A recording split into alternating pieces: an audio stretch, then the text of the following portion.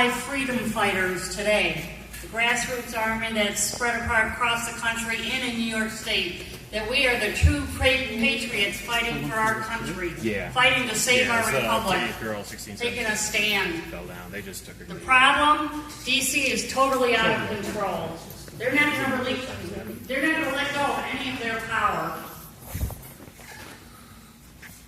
We see these as form of the major abuses. There are many, but these are the major ones. The debt crisis. Regulatory crisis, especially in New York State, we are so over-regulated. Congressional tax on state sovereignty, they're in areas that they're not meant to be. A few examples are healthcare and education. They weren't even meant to be in those areas. They're taking over the decision-making process that's supposed to be by the states. It's now $19 trillion.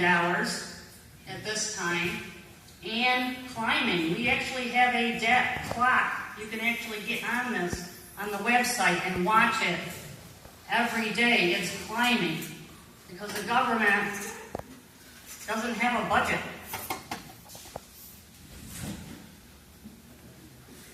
And they owe millions and trillions. They took everything from everybody. I think the number was $60,000.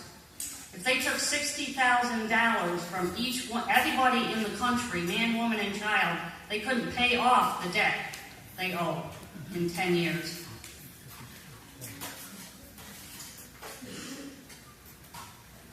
If anybody knows anything about the businesses in New York State, leaving New York State because of the regulation, the red tape, a lot of these reasons are why New York State is losing businesses. Bureaucratic agencies are making 90% of the rules and regulations that we live by, that they are not elected. That includes education, the EPA, the FDA. The EPA is seizing land.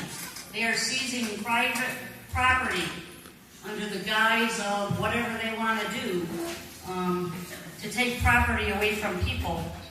They're like agents running around the country, these agencies. They have no accountability to anybody, especially us the taxpayers and us the citizens.